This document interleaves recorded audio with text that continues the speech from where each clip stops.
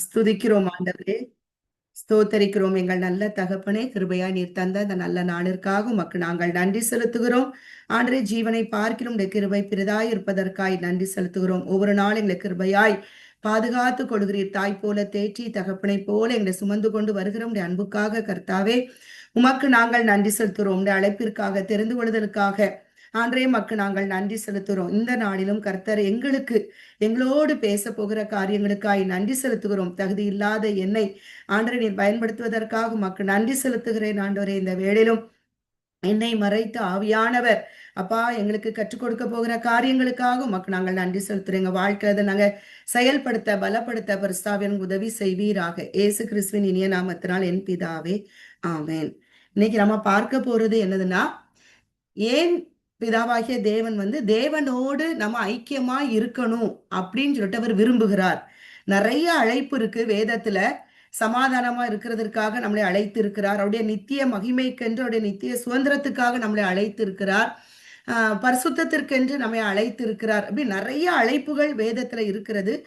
அதுல ஒரு பிரதான அழைப்பு என்னது அப்படின்னு சொன்னா, பிதாவாகிய தேவன் அவரோடும் அவருடைய குமாரனோடும் நாம் ஐக்கியமா இருக்கிறதற்காக அழைத்திருக்கிறார். 1 கொரிந்தியர் 1 அதிகாரம் 9 இந்த காரியங்களை நம்ம பார்க்க முடிகிறது. ஏன் தேவன் இந்த இந்த ஐக்கியத்தை அவரோடும் அவருடைய குமாரனோடும் நாம் ஐக்கியமா இருப்பதற்கு ஏன் அவர் நம்மளை அழைத்திருக்கிறார், என்ன காரியம் அப்படின்னு நம்ம பார்க்கும்போது, நம்ம யோவான்ல பார்க்கிறோம். அவர் தன்னுடைய சீஷர்களுக்கு சொல்லும் போது, இந்த உலகத்துல உங்களுக்கு உபத்திரவம் உண்டு, ஆனாலும் திடன் கொள்ளுங்கள், நான் இந்த உலகத்தை ஜெயித்தேன் என்று அவர் சொல்லுகிறார். அப்போ இந்த உலகத்துல உபத்திரவம் இருக்கிறது. இந்த உலகத்தை நம்ம ஜெயிக்கணும் அப்படின்னு சொன்னா, நம்ம தேவனோடு நமக்கு அந்த 16 யோவான் 16:33 பாக்குறோம் இல்லையா? அப்போ நம்ம இந்த உலகத்துல அவரால் தெரிந்து கொள்ளப்பட்ட பிள்ளைகள் வாழ்க்கையில பாடுகள் இருக்கிறது, உபத்திரவங்கள் இருக்கிறது, நிந்தைகள் இருக்கிறது, பரிகாசங்கள் இருக்கிறது, சில காலதாமதங்கள் இருக்கிறது, பலவீனங்கள் இருக்கிறது, நிறைய காரியங்களை உண்டு. ஏன்னா இந்த உலகம் பொல்லாங்கனுக்குள் கிடக்கிறபடினால அவன் அவனுக்கு பிரியமா வாழுகிறவர்களை தொடமாட்டான். ஏன்னா அவங்க ஆல்ரெடி அவனுக்கு பிரியமா இருக்கிற ஒரு காரியங்கள். ஆனா கர்த்தருக்காக பிரியமா வாழணும், அவர் வார்த்தையின்படியாக நடக்கணும், அவருக்காக நம்ம காரியங்களை செய்யணும் அப்படின்னு சொல்லிட்டு நம்ம முற்படுகிற பிள்ளைகள், அந்த காரியங்களை நிற்கிற பிள்ளைகளுக்கு ரோதமாகத்தான் எல்லா காரியங்களும் வருகிறது. அப்ப அதனாலதான் தேவன் அந்த உபத்திரவம் உனக்கு வரும், ஆனா நீ அதை ஜெயிக்கணும்னா உன்னுடைய ஐக்கியம் என்னோடும் என்னுடைய குமாரன் ஆகிய இயேசு கிறிஸ்துவோடும் இருக்கணும் அப்படின்னு சொல்லிட்டு தேவன் விரும்புகிறார். ஏன் இந்த ஐக்கியம் அவரோடு இருந்ததுன்னா நமக்கு என்னென்ன ஆசீர்வாதங்கள் அப்படிங்கிறத நான் கொஞ்சம் தியானிச்சா அதை உங்களோட நான் பகிர்ந்து கொள்கிறேன். என்னன்னு சொன்னா, அதாவது நம்ம தேவனோடு நம்ம ஐக்கியமா இருக்கும் பொழுது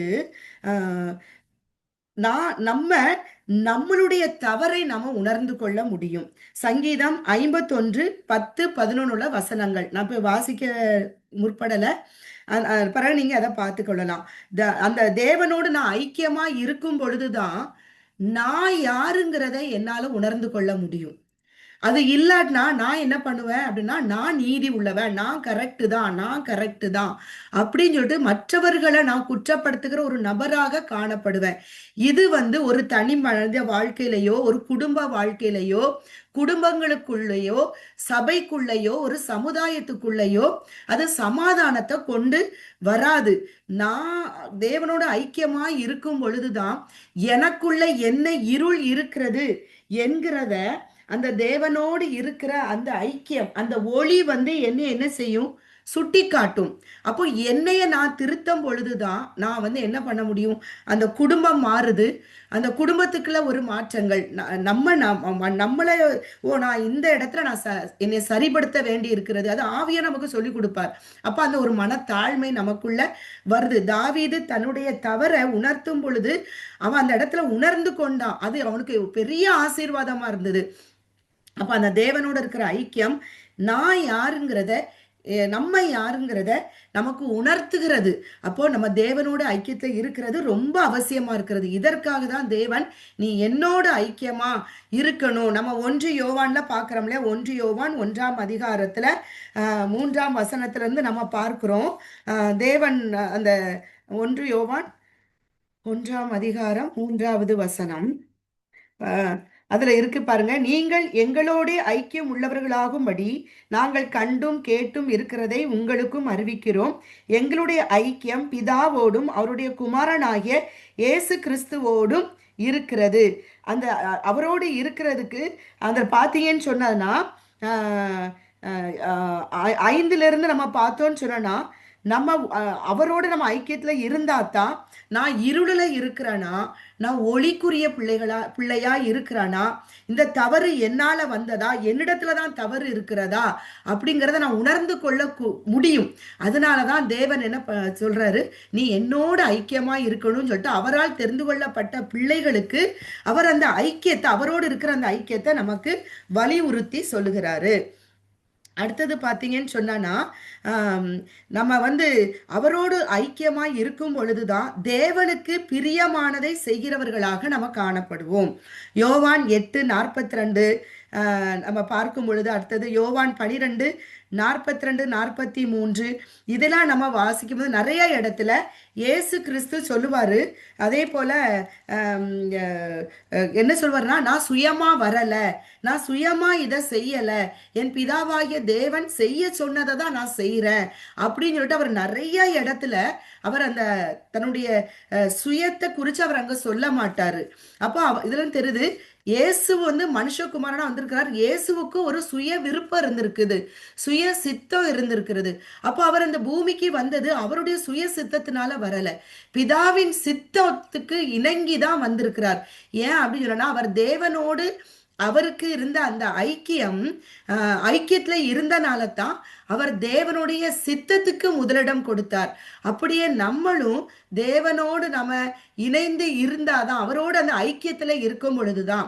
ஐக்கியம் அப்படின்னு சொன்னா என்னதுன்னா, நம்ம ஒவ்வொரு நாளும் நம்மளுடைய அந்த உறவு, வேதத்தை வாசிக்கிற காரியங்களா இருக்கலாம், அது பிரியத்தோடு அதாவது வேதத்துல பிரியமா இருந்து இரவும் பகலும் அவருடைய வேதத்துல தியானமா இருக்கிற மனுஷன்.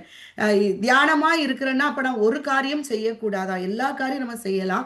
ஆனா அன்னைக்கு நம்ம கூட ஒரு வார்த்தை பேசிருக்கலாம், அல்லது நம்ம வேலை செய்யும் போது கூட நம்முடைய இருதயம் எந்த வேலை செஞ்சாலும், அதாட்ட நம்ம எங்கேயாவது பிரயாணப்படலாம், அப்ப நம்முடைய நினைவுகள் அந்த வார்த்தைக்கு நேரா, இது ஏன் ஆண்டவரே, அதாட்ட நம்ம எல்லா காரியத்தையுமே, நம்ம வாழ்க்கையில வரக்கூடிய எல்லா காரியத்தையும் கூட அவரிடத்திலேயே பேசிக்கொண்டு அவரோடு அந்த ஐக்கியம் இணைந்து கொண்டு, நமக்கு சில காரியங்களை நம்ம வேலை செய்யும் போது தான் ஞாபகப்படுத்துவார். உடனே அந்த இடத்துல நம்ம ஜபம் பண்ற காரியங்கள் எப்பவும் அவரோடு அந்த லிங்க், உறவு காணப்படுகிற ஒரு அனுபவம். அப்போ நம்ம அப்படியே இருந்து கொண்டு இருக்கும் பொழுதுதான் நம்ம அவருக்கு எது பிரியும், அவருக்கு எது பிடிக்கும் அப்படிங்கிற ஒரு காரியத்தை நம்மளால உணர முடியும், அது செய்ய முடியும், இயேசு கிறிஸ்துவை போல. அப்போ அந்த காரியத்துக்காக நாம் அவருக்கு பிரியமானதை செய்கிற பிள்ளைகளா இருக்கும் பொழுது அவர் எப்பொழுது நான் நம்ம கூட இருப்பேன் அப்படின்னு சொல்லிட்டு அவர் சொல்றார் இல்லையா? அப்போ அவர் நம்ம கூட இருக்கணும்னா, இந்த உலகத்தை நம்மளால தனியா ஓட முடியல, அப்போ தேவன் நம்ம கூட இருக்கணும்னா, தேவனுக்கு பிரியமானதை நம்ம செய்யணும்னா, நம்ம எப்பவும் ஒவ்வொரு நாளும் நம்மளும் நம்ம பிள்ளைகளும் நம்ம குடும்பமும் அவரோட அந்த கனெக்ஷன்ல இருக்கிற ஒரு அனுபவத்துல நம்ம வாழணும். அதனால தான் அந்த ஐக்கியத்தை தேவன் விரும்புகிறார். நம்ம அவருக்கு பிரியமானதை செய்வதற்காக இந்த ஐக்கியத்தை நம்ம இருக்கணும் அப்படிங்கிறத தேவன் என்ன செய்யறாரு, விரும்புகிறார். அடுத்தது பார்த்தீங்கன்னு சொன்னானா, தேவனோடு நம்ம ஐக்கியமாய் இருக்கும் பொழுது ஒரு மனுஷனுக்குள்ள என்ன இருக்கிறதோ அதை நம்மளால அறிந்து கொள்ள முடியும். அதுதான் யோவான் 2 அதிகாரம் 24-25 அந்த இடத்துல நம்ம பார்க்கிறோம். அவர் கானாவூர்ல அற்புதத்தை செய்யறாரு. அடுத்தது எருசலேம்ல அவர் அற்புதத்தை செய்யும் பொழுது யூதர்கள் அநேகர் அவர்ல விசுவாசம் வைத்து அவரை அந்த இடத்துல புகழ்ந்து சொல்லுவாங்க. அப்படி அவர் புகழ்ந்து சொல்லும் பொழுது அந்த இடத்துல அவர் என்ன செய்யல, அந்த புகழ்ச்சியை அவர் ஏற்றுக்கொள்ள மாட்டார், பெருசுபடுத்த மாட்டார். ஏன் அப்படின்னு சொன்னா, அதுல கொடுத்துருக்கும் யோவான் 2 அதிகாரத்துல அப்படி இருந்தும் இயேசு எல்லாரையும் அறிந்திருந்தபடியினால் அவர்களை நம்பி இணங்கவில்லை. மனுஷருக்குள் இருப்பதை அவர் அறிந்திருந்தபடியினால் மனுஷரை குறித்து ஒருவரும் அவருக்கு சாட்சி கொடுக்க வேண்டியதா இருக்கவில்லை. அப்போ நம்ம தேவனோடு ஒரு ஐக்கியத்துல இருக்கும் பொழுதுதான் ஆவிகளை நம்ம பகுத்தறியக்கூடிய ஒரு ஆசீர்வாதத்தை தேவன் தர்றார். சில மனிதர்கள் நம்மள்ட்ட பேசும் பொழுது நம்ம அது எந்த ஆவியில அவங்க பேசுறாங்க, அப்போ அதை நம்ம பகுத்தறியக்கூடிய காரியங்கள் நமக்கு அது. அப்போ புகழ்ச்சி வரும்போது நம்ம அதுல ரொம்ப புகழ்ச்சி நம்ம மேலேயும் போக மாட்டோம். அவங்க நம்மளைய தாழ்த்தி பேசும் பொழுது அதனால நம்ம என்ன பண்ண மாட்டோம், நம்ம தாழ்ந்து போகாம நம்ம ஒரு சமநிலையில நிற்க முடியும். உயர்த்து பேசும்போது ரொம்ப சந்தோஷமா இருக்கும், தாழ்த்தி பேசும்போது அப்படியே நம்ம ஓட்ட விழுந்த பலூன் போல நம்ம ஆவிக்குரிய வாழ்க்கை போயிரும். ஆனா ஏசு கிறிஸ்து இந்த இடத்துல அவர் சமநிலையில நிற்கிறார். காரணம் என்னன்னு சொன்னா, பிதாவோடு இருக்கிற ஐக்கியம் அவருக்கு ரொம்ப ஸ்ட்ராங்கா இருந்தனால. அப்போ நம்ம வாழ்க்கையிலையும் இப்படிப்பட்ட ஏற்ற தாழ்வுகள் நம்ம வாழ்க்கையில வரும். அப்போ நம்ம ஒரு நேரத்துல ஆவிக்குரிய வாழ்க்கையில பீக்குக்கு போறோம், ஒரு நேரத்துல ஆவிக்குரிய வாழ்க்கையில ரொம்ப தாழ்ந்து போகக்கூடிய சந்தர்ப்பங்கள் நிறைய வருது. அப்ப இந்த இடத்துல நம்ம சமநிலைய இருக்கணும்னா, நான் தேவனோடு இருக்கிற அந்த ஐக்கியம், என்னுடைய நம்பிக்கை அவருடைய வார்த்தையில அவரோடு இருக்கிறது, அவரையே நான் சார்ந்து இருக்கிறேனா, அவரை மாத்திரம் பற்றி இருக்கிறேனா, அப்படி இருக்கும் பொழுது நம்ம சமநிலையோடு இருக்க முடியும். அதனாலதான் பிதாவாகிய தேவன் நம்மை அவரோடும் அவருடைய குமாரனோடும் ஐக்கியமா இருப்பதற்காக நம்மை அழைத்திருக்கிறார். அதுபோல பார்க்கிறோம் 1 கொரிந்தியர் 1:15 பார்க்கிறோம், ஆவிக்குரியன் எல்லாவற்றையும் ஆராய்ந்து நிதானிக்கிறான், ஆனாலும் அவன் மற்ற ஒருவரினாலும் ஆராய்ந்து நிதானிக்க படான் என்று எழுதியிருக்கிறது. இந்த வசனம் 1 கொரிந்தியர் 2ஆம் அதிகாரத்துல வரும்னு நினைக்கிறேன். 1 கொரிந்தியர் 2ல நான் தவறா அதை எழுதிட்டேன்னு ஒன்றுல. 1 கொரிந்தியர் அவன் எல்லாவற்றையும் ஆராய்ந்து 2:15. சாரி, நான் ஆனாலும் அவன் மற்றொருவனாலும் ஆராய்ந்து நிதானிக்க. நம்ம தேவனோடு ஐக்கியமா இருக்கும் பொழுதுதான் நம்ம எல்லாவற்றையும் ஆராய்ந்து நிதானிக்க முடியும். அதனால தான் பிதாவாகிய தேவன் என்ன பண்றாருன்னு சொன்னா, நம்ம அவரோடு நம்ம இணைந்து அவரோடு ஐக்கியமா இருக்கணும் அப்படிங்கிறத அவர் விரும்புகிறார். ஏன்னா நம்ம இந்த உலகத்துல நமக்கு நிறைய போராட்டம் இருக்கிறதுனால நமக்கு குழப்படைகிறோம், கலக்கம் அடைந்துரும். அதனால அப்போ நம்ம ஒவ்வொரு காரியத்தை ஆராய்ந்து நிதானிக்கணும்னா நம்மளுடைய ஐக்கியம் பிதாவாகிய தேவனோடு குமாரனாகிய இயேசு கிறிஸ்துவோடு இருக்கிறதற்காகத்தான். அப்போ இருக்கும் பொழுதுதான் நம்ம நிதானித்து நடக்கிற ஒருவர்களாக நம்ம நடப்போம். அப்போ நிதானமாய் நம்ம நடக்கும் பொழுது பத்திரமா நடப்போம். அதனால அவருடைய என் பிள்ளை அவ பத்திரமா இந்த உலகத்துல நடக்கணும் அப்படிங்கறதுக்காக நம்மள என்ன செய்யிருக்கிறாரு, அவரோடு ஐக்கியமா இருக்கிறதற்காக அவர் நம்ம எல்லாரையும் என்ன செய்யிருக்கிறாரு, அழைத்து இருக்கிறார், தெரிந்திருக்கிறாரு. அடுத்து பாத்தீங்கன்னு சொன்னா, அடுத்தது பார்த்தீங்கன்னா 1 கொரிந்தியர் 12:10 ஆவிகளை பகுத்தறியக்கூடிய காரியம் அதனால கிடைக்கும். நம்ம அவரோடு ஐக்கியமா இருக்கும் பொழுதுதான் நம்ம ஆவிகளை பகுத்தறிவோம். இது என்ன ஆவி, நம்மளே நம்ம பகுத்தறிவோம், எனக்குள்ள என்ன ஆவி செயல்படுகிறது. நான் ஒரு தவறு செய்யற நேரத்துல ஒரு காரியத்தை நான் டக்குன்னு ஒரு வார்த்தையை விடும் பொழுது விட்ட பிறகு நம்ம அந்த வார்த்தை பேச பிறகுதான் நமக்கு உணர்வே வரும். பேசும்போது அந்த நேரத்தை நான் நிதானிக்க என்ன ஆண்டு சொல்வார், நீ என்ன வார்த்தை பேசின, நீ என்ன எண்ணத்துல நீ பேசின.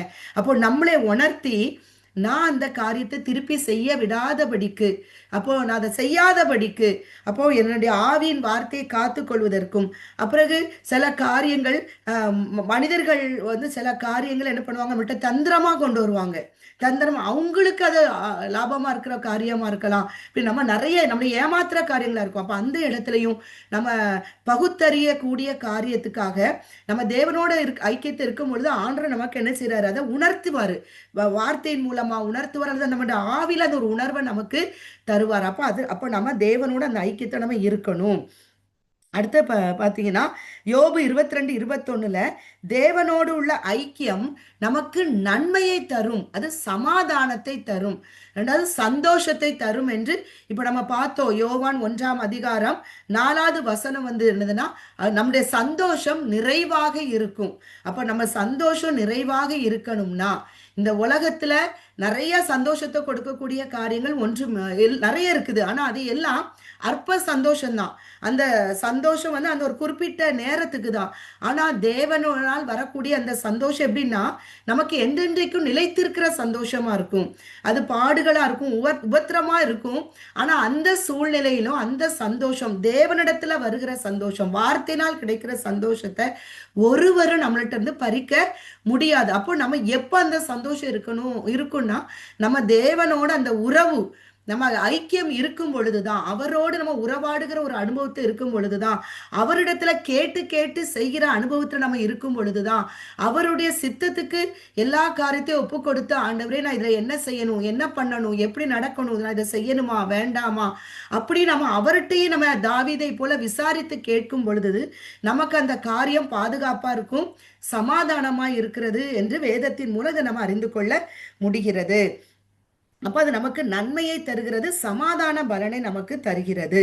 அடுத்து பாத்தீங்கன்னா 1 கொரிந்தியர் 1:10 என்ன அதே போல 2 கொரிந்தியர் 13வது அதிகாரம் அதுலயும் பாத்தீங்கன்னா 2 கொரிந்தியர் 13:11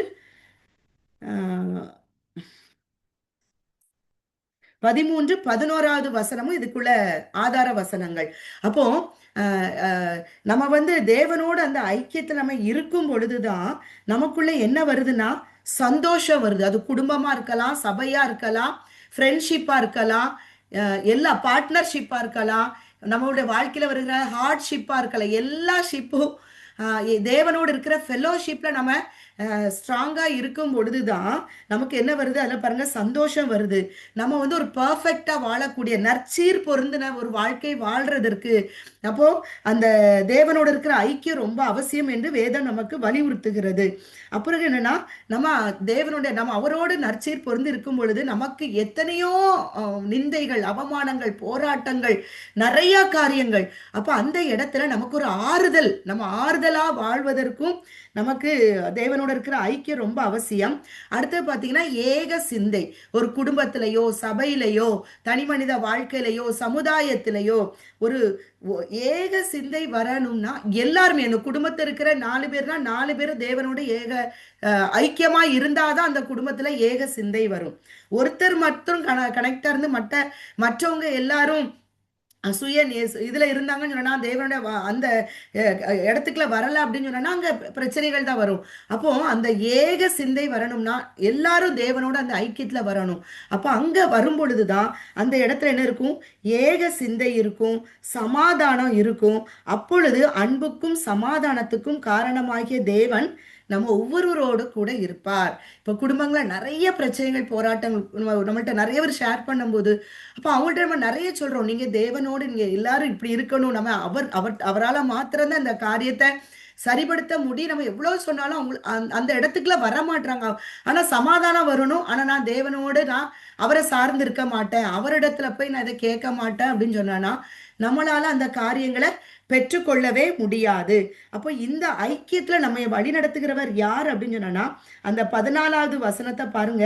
பரிசுத்த ஆவியினுடைய ஐக்கியம், பரிசுத்த ஆவியானவர் தான் நம்மை பிதாவோடும் குமாரனோடும் அவரால் அவருடைய தேவ பிள்ளைகளோடும் அந்த ஐக்கியத்தை நமக்கு உண்டு பண்ணி தருகிறவர் யாரு அப்படின்னு சொன்னா பரிசுத்த ஆவியானவர்.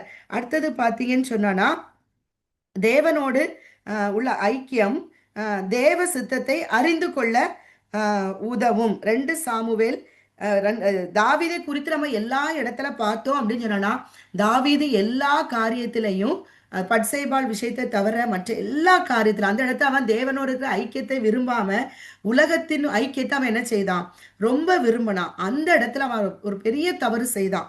அப்போ மற்ற எல்லா இடத்துலயுமே அவன் தேவ சமூகத்துல போய் விசாரிக்கிற ஒரு தேவ மனுஷனா காணப்பட்டது போல நம்மளும் ஒவ்வொரு காரியத்திலையும், சிறிய காரியமோ பெரிய காரியமோ, சில நேரத்துல நம்மளே அறியாமலேயே நம்மளா ஒரு முடிவு எடுத்துட்டு இருப்போம். அப்போ அப்படி தனியா நம்ம அமைதியா இருக்கும் போது நமக்குள்ள ஆவியானவர் பேசுவாரு, இது நீயா ஒண்ணு எடுத்தியே, இது வந்து என்கிட்ட கேட்டியா அப்படின்னு நம்மள்ட்ட ஒரு உணர்வை தரும்போது அப்ப நம்ம உணர்வு நம்ம நினைப்போம் இது சின்ன காரியம் தானே.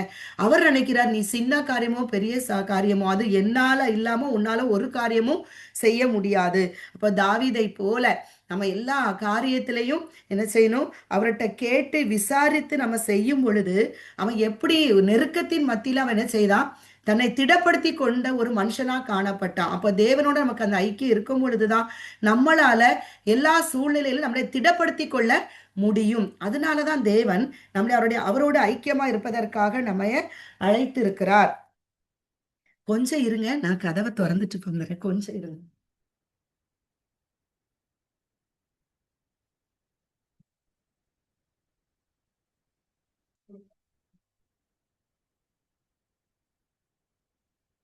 சாரி. அடுத்தது பாத்தீங்க அடுத்தது பார்த்தீங்க அப்படின்னு சொன்னான்னா, அ அ திடப்படுத்த முடியும். அடுத்தது பார்த்தீங்கன்னா, யாத்ராகமம் 32 13ஆம் வசனத்துல இருக்குது. அந்த ஆத்தும பாரத்த நமக்கு கொடுக்கிறார். எப்படின்னு சொன்னேன்னா, அந்த இடத்துல நம்ம பார்க்கிறோம் மோசே. அதேபோல யாத்ராகமம் 32 32வது வசனம் 33ல 33ல நம்ம பார்க்கிறோம். அப்புறம் என்னாகமம் 16 41ல பார்க்கிறோம் மோசே, ஆரோன். அதாவது அந்த இஸ்ரவேல் ஜனங்கள் இவங்களுக்கு ரோதமா, கர்த்தருக்கு ரோதமாகவும் மோசேக்கும் ஆரோனுக்கும் ரோதமாகவும் அவங்க முறுமுறுக்கிற காரியங்களா இருந்த போதிலும் அந்த இடத்துல ஒரு வாதை வரும் பொழுதும், அல்லது கர்த்தர் சொல்றாருன்னா, இந்த மக்கள் வந்து என்னை ரொம்ப கோபப்படுத்துறாங்க, நான் இவங்க கூட வரமாட்டேன், அவங்கள வந்து வேண்டாம், நான் இவங்க ஜீவ புத்தகத்தை அவங்க பேரெல்லாம் எடுத்துருவேன், கிறுக்கிருவேன் அப்படிலாம் சொல்லும்போது மோசே அந்த இடத்துல திறப்பு நின்று ஜெபிக்கிற ஒரு மனுஷனா காணப்பட்டார். ஏன்னா மோசே எப்படிப்பட்ட ஒரு மனுஷனா இருந்தாருன்னா, நம்ம எபிரேயர்ல நம்ம பார்க்கிறோம். மோசே எப்படி எபிரேயர் 11ஆம் அதிகாரத்துல நம்ம பார்க்கிறோம் இல்லையா? அவர் வந்து 11 24ல இருந்து 27ஆம் வசனத்தை நம்ம பார்க்கும் பொழுது, அதுல மோசே எப்படிப்பட்ட ஒரு மனுஷனா இருக்கிறாருன்னா, அந்த எகிப்தில உள்ள அந்த அநித்தியமான பாவ சந்தோஷம் வந்து அவருக்குள்ள என்ன செய்யல, மேற்கொள்ளல. அவர் தேவனோடு இருக்கிற அந்த ஐக்கியத்தை அவர் இருந்ததுனால அவர் என்ன பண்றாரு, உம் அஹ் இந்த இருக்குல்ல 24, விசுவாசத்தினாலே மோசே தான் பெரியவனான போது பார்வோனுடைய குமாரத்தின் மகன் எண்ணப்படுவதை வெறுத்து, அவன் பார்வோனுடைய குமாரத்தின் மகன் சொன்னானா கண்டிப்பா அவருக்கு வந்து எந்த ஒரு உபத்திரம் இல்ல, பாடு இல்ல. இந்த வனாந்திரத்தை வந்து இத்தனை இவ்வளவு மக்களுடைய இவ்வளவு போராட்டத்தை அவர் வந்து அனுபவிக்கணும், அவருக்கு என்ன இது இல்லை. அது அவருக்கு அவருடைய விருப்பம், அதிகாரம். எதையும் செய்ய அவருக்கு அதிகாரம் மனுஷனுக்கு கொடுக்கப்பட்டிருக்கிறது. ஆனா அவருக்கு அந்த அநித்தியமான அந்த பாவ சந்தோஷம் எனக்கு வேண்டாம். அவர் எதை விரும்பினார்னா, தேவனுடைய ஜனங்களோடு துன்பத்தை அனுபவிப்பதையே தெரிந்து கொண்டார். ஏன்னா இனிவரும் பலன் மேல் நோக்கமாயிருந்து எகிப்தில் உள்ள பொக்கிஷங்களிலும் கிறிஸ்துவின் நிமித்தம் வரும் நிந்தையை அதிக பாக்கியம் என்று எண்ணினான். அவன் வந்து எகிப்து இருக்கிற பொக்கிஷம் இல்லை, இயேசுதான் பொக்கிஷம். அந்த பொக்கிஷம் வந்து நான் ஐக்கியமா இருக்கும் பொழுது, அவருடைய பிரியமானதை சித்தத்தை நான் செய்யும் பொழுது எனக்கு இனி வருகின்ற அந்த பலன் மேல், நித்திய பலன்களின் மேல் நித்திய சுதந்திரம், எனக்காக ஒரு தேசம் இருக்கு. அந்த தேசத்துல நான் போகணும்னா நான் இந்த காரியத்துலதான் நான் என்ன செய்யணும், இந்த தெரிந்தெடுக்கணும்னு சொல்லிட்டு அவன் பாடுகளை தெரிந்தெடுத்தான். உபத்திரவங்களை அவன் என்ன செய்யறான், தெரிந்தெடுத்தான். அப்போ அப்படி அப்படி இருந்த அந்த மோசே தான் அவர் என்ன பண்றாரு, அவனுக்கு ரோதமாக செயல்பட்ட மனிதர்களுக்காக திறப்பில நின்று ஜெபிக்கிற மனிதனாக காணப்பட்டான். அப்படியே நம்மளும் நமக்கு ரோதமாக எழும்புகிற ஜனங்களுக்காக நம்ம ஜெபிக்கும்படியாக தேவனோட அந்த ஐக்கியம் இருந்தா மாத்திரம்தான் நம்மளால அப்படிப்பட்ட ஒரு குண உடைய மக்களாக, பெண்களாக நம்ம காணப்பட முடியும். அப்ப அந்த ஐக்கியத்தை இருக்கிறதுக்காகத்தான் அந்த ஒரு குணம் நமக்குள்ள காணப்படணும். நம்மளை விரோதிக்கிறவர்களுக்கு, சத்துருக்களா நம்மளை எண்ணுகிறவர்களுக்கு, நம்ம சபிக்கிறவர்களை நம்ம ஜெபிக்கணும்னா, அவங்களுக்கு நல்லது செய்யணும்னா தேவனோடு நம்முடைய ஐக்கியம் இருந்தா மாத்திரம்தான் நம்ம இந்த காரியங்களை செய்ய முடியும். அதே இடத்துல நம்ம பார்க்கிறோம், என்னாகமத்துல ஆரோன் வாதை வரும் பொழுது அவனுக்கு ரோதமா அவ்வளோ பேசினாங்க, கோராகு புத்திரர் பேசினாங்க. அப்புறம் அவனுக்கு சப்போர்ட் பண்ண ஜனங்களும் இவங்களை வந்து அவ்வளவு வேதனைப்படுத்தினாங்க. அதன் நிமித்தமா தான் அந்த வாதம் வந்தது. ஆனா அந்த வாதம் வரும் பொழுது மோசே சொல்றான், நீ ஓடி போய் நீ அந்த கலசத்துல அக்கினிய போட்டு நீ உயிரோடு இருக்கிறவர்களுக்கும் மருத்துவர்களுக்கும் நடுவாக நீ என்ன செய்ய, அந்த தூபத்தை போடு அப்படின்னு சொல்லும்போது அவன் உடனே ஓடுறான் அந்த நேரத்துல. அப்போ அவன் எதையும் நினைக்கல. அப்படிப்பட்ட ஒரு அனுபவம் நம்ம வாழ்க்கையிலே வரணும்னா நம்ம தேவனோட ஐக்கியமா இருக்கும் பொழுதுதான் நம்மளும் இந்த காரியங்கள், இப்படிப்பட்ட காரியங்களை நம்மளால செய்ய முடியும். அதனாலதான் தேவன் அவரோடு நம்ம ஐக்கியமா இருக்கிறதற்கும், நம்மளை பகைக்கிறவர்களை மன்னிக்கிறதற்கும், அவங்களை ஏற்றுக்கொள்ளவும், கிறிஸ்துவின் அன்பினால அவங்கள அன்பு செய்யவும், அவங்களுக்காக ஜெபிக்கவும் நம்மளால முடியும். அதுக்காக தான் தேவன் அவரோடு ஐக்கியமா இருக்கிறதற்காக நம்மை அழைத்து இருக்கிறார். அடுத்தது பாத்தீங்கன்னா ஆதியாகமம் 14:21-24 என்ன சொல்லுதுன்னா, ஆபிரகாம் அந்த சோதோம் ராஜா, அந்த சோதோம் லோத்து குடும்பத்தை அங்கிருந்து மீட்டு கொண்ட பிறகு சோதோம் ராஜா சொல்லுவான், நான் வந்து நீ ஒன்ட்ட இருக்க மனுஷர்கள்லாம் எனக்கு தான், நான் உனக்கு வந்து நான் ஐஸ்வர்யத்தை தருவேன்னு சொல்லுவான். அப்போ ஆபிரகாம் சொல்வாரு, உன்னால நான் வந்து செல்வ சீமானானேன்னு சொல்லக்கூடாது.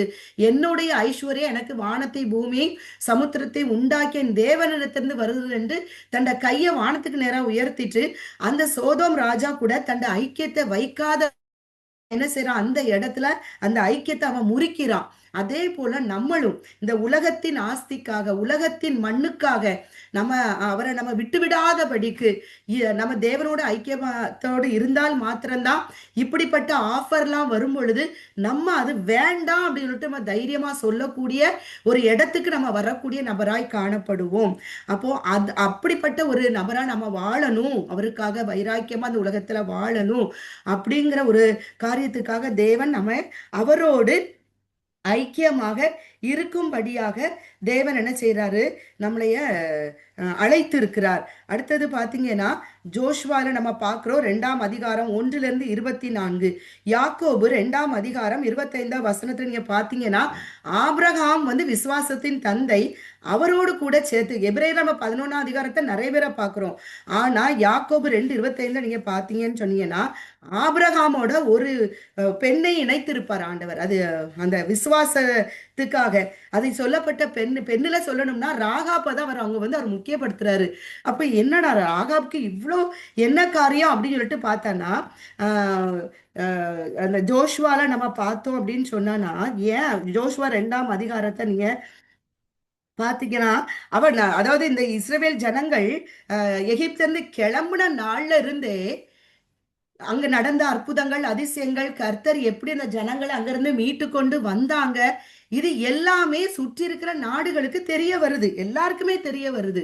அப்போ இந்த ராகாப் என்கிற பெண், அவளை குறிச்சு வேதம் எப்படி சொல்லுது, 1ஆம் வசனத்துல ராகா பெண்ணும் பெயர் கொண்ட வேசியின் வீடு, வேசின்ற அவளை வந்து அங்க மென்ஷன் பண்ணப்படுகிறது.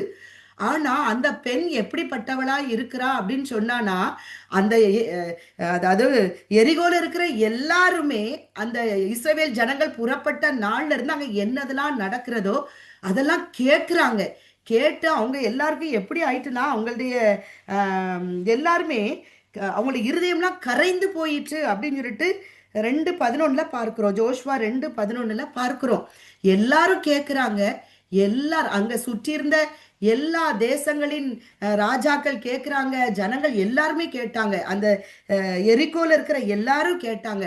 ஆனா இந்த ராகாப் என்கிற ஒரே பெண் மாத்திரம்தான் அவ கேட்டதோடு நிக்கல, அந்த கேள்விப்பட்ட தேவன் இன்னார் என்று அவ என்ன பண்றா, அவரு அந்த காரியங்களை டெய்லி அந்த நியூஸ் நம்ம இன்னைக்கு எது முக்கியமா நடக்கிறோ அதை பார்த்துக்கிட்டே இருக்கிறோம், என்ன நடக்குது என்ன நடக்குது.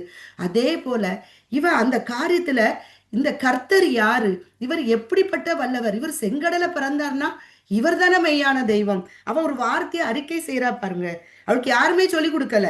யோசுவா 2:11 பாருங்களேன், கேள்விப்பட்ட போது எங்கள் இருதயங்கள் கரைந்து போயிற்று, உங்களாலே எல்லாருடைய தைரியமும் அற்று போயிற்று, உங்கள் தேவனாகிய கர்த்தரே உயரே வானத்திலும் கீழே பூமியிலும் தேவன் ஆனவர்.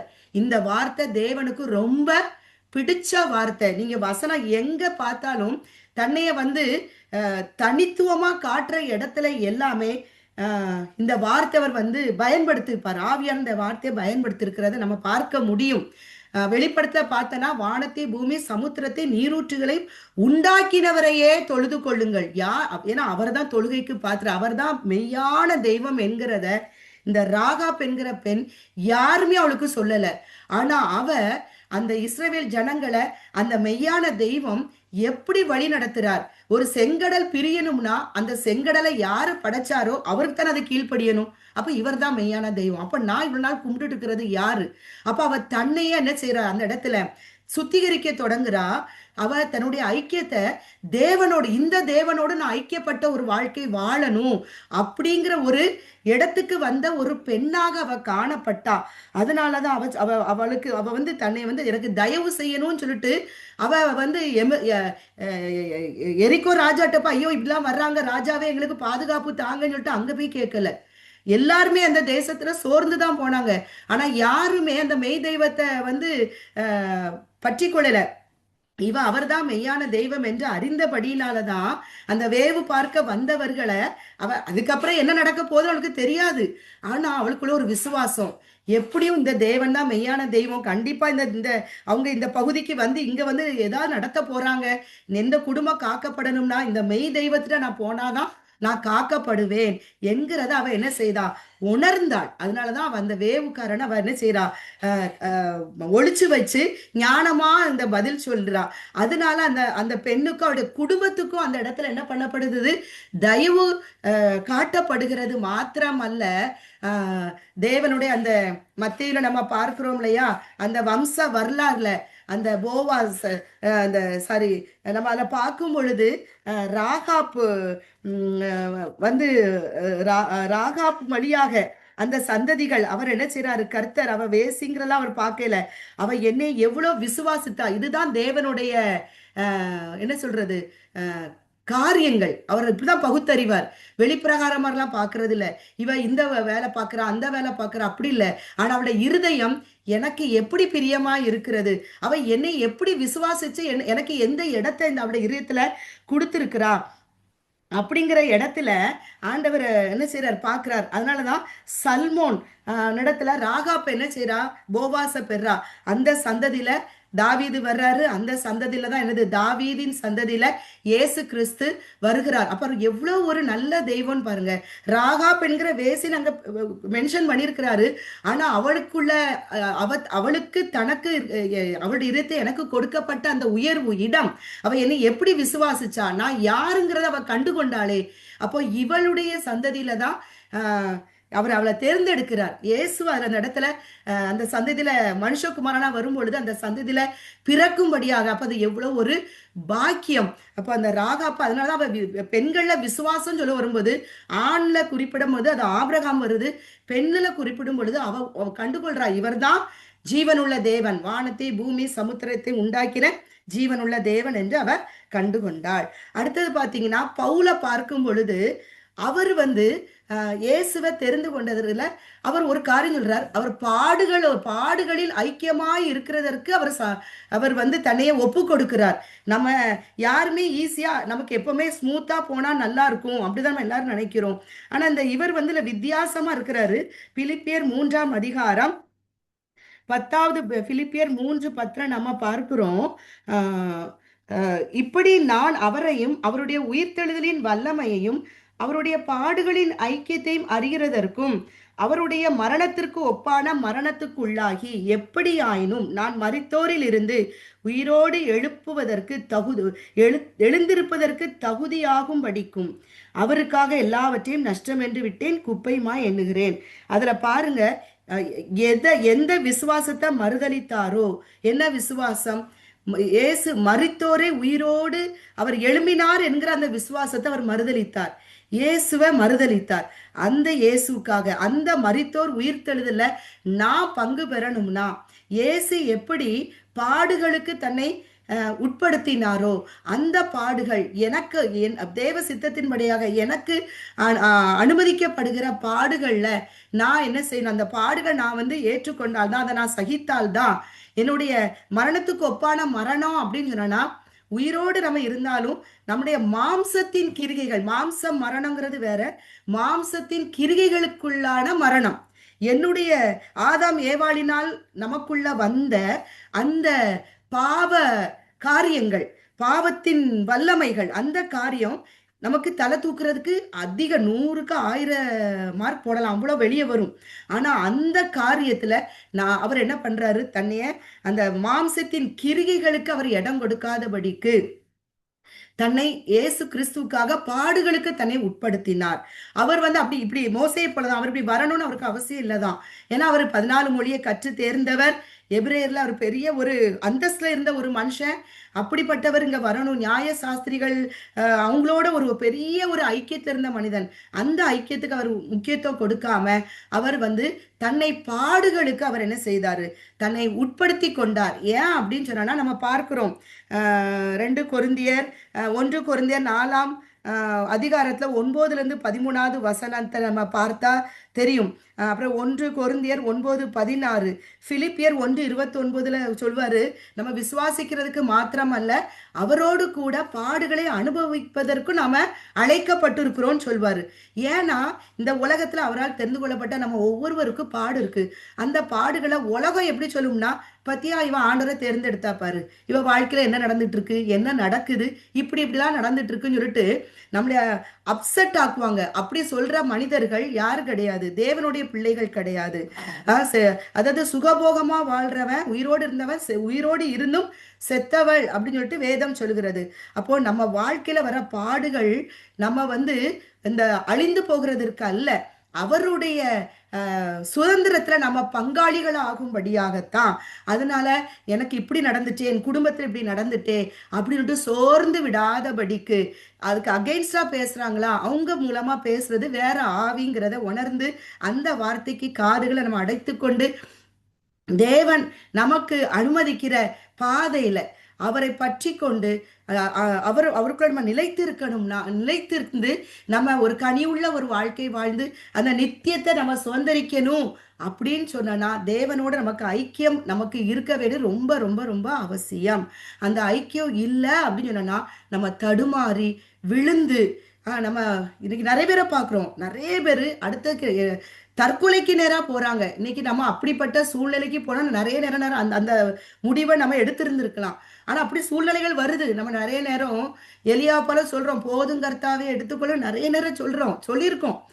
ஆனா ஆனா அந்த ஆனா தேவனோடு இருக்கிற அந்த ஐக்கியம் நம்மள என்ன செய்யுது, இதையும் நான் தாண்டுவேன், இதுக்கு அடுத்து எனக்கு ஒரு ஆசீர்வாதம் இருக்குது அப்படின்னு சொல்லிட்டு நம்ம என்ன செய்வார், நமக்கு ஒரு நம்பிக்கை தேவன் வார்த்தையில தந்து நம்மளை எழுப்பி எழுப்பி ஓட வைக்கிறார். அதனாலதான் நம்ம ஓடிக்கிட்டு இருக்கோம். அல்லாட்டா இன்னைக்கு ஒரு அற்ப காரியத்துக்கும் தற்கொலைக்கு போயிறாங்க. இன்னைக்கு நிறைய நம்ம பார்க்கிறோம் நியூஸ்ல. அப்போ இன்னைக்கு நம்ம ஜீவனோடு இருக்கிறோம் அப்படின்னு சொன்னா நம்ம இல்ல, நம்மளை அழைத்த தேவன் நமக்கு உண்மை உள்ளவராய் இருக்கிறபடினால்தான் எல்லா சூழ்நிலையிலும் பாடுகள் மத்தியிலையும் நம்ம நிலைத்து நிற்க முடிகிறது, பவுலை போல. அப்போ இன்னும் நம்ம இந்த உலகத்துல வாழ்கிற ஜீவ காலங்கள் எல்லாம் நம்மளும் இதை நம்ம பிள்ளைகளுக்கு இதை நம்ம என்ன செய்யணும், கற்றுக் கொடுத்து அவங்களையும் அந்த ஐக்கியத்துல நம்ம நிலைத்து இருக்கிறதற்கு நம்ம பிரயாசப்படணும். ஏன்னா இன்னைக்கு பிள்ளைகளை, வாலிபர்களா இருக்கட்டும், சிறு பிள்ளைகள் மேலான அவனுடைய எல்லா ஃபோக்கஸ் டார்கெட் இருக்குது. அப்போ நம்ம பிள்ளைகளுக்கு இந்த விசுவாச வார்த்தைகள், இந்த காரியங்களை நம்ம சொல்லிக்கொண்டே இருக்கணும். அவங்க சில நேரத்தை எப்ப பார்த்தாலும் இதெல்லாம் சொல்றீங்க அப்படின்னு சொன்னா கூட நம்ம அதை சொல்லும் பொழுது அந்த வார்த்தை எப்பொழுதும் அவங்களுக்குள்ள என்ன செய்யும், கிரியைகளை அது வந்து அதில் போட்ட வார்த்தை வந்து ஜீவனுள்ள வார்த்தை, வல்லமை இருக்கு. அது ஒரு நாள் என்ன செய்யும், அவங்க வாழ்க்கையில் அது கிறிஸ்துவோடு அந்த ஐக்கியத்தில் உள்ள ஆசீர்வாதங்களை அவங்களும் கண்டு அவங்க பிள்ளைகளுக்கு கொண்டு போகிறதுக்கும் சந்ததியாக அது நம்ம கடத்துவதற்கும் உதவியா இருக்கும். அப்ப இப்படிப்பட்ட அவர் நம்ம மேல அன்பா இருக்கிறார், பரம தகப்பன். இந்த உலகத்துல நம்ம கரைபட்டு விடக்கூடாது என்பதற்காக, இந்த உலகத்துல நாம சோர்ந்து விடாதபடிக்காக, கலங்கி விடாதபடிக்காகவும், நித்தியத்துல நமக்காக வைத்திருக்கிற சுதந்திரத்தை நாம் பெற்றுக்கொள்ளும்படியாக நம்முடைய பரம தகப்பன் நம்ம ஒவ்வொருவரையும் அவரோடு ஐக்கியமா இருப்பதற்காக, பிதாவோடு ஐக்கியமா இருப்பதற்காக, அவருடைய தேவ பிள்ளைகளோடு நாம் ஐக்கியமா இருப்பதற்காக நாம் ஒவ்வொருவரையும் அழைத்திருக்கிறார். கர்த்தருடைய நாமம் மாத்திரம் மகிமைப்படட்டும். ஆமென். அல்லேலூயா.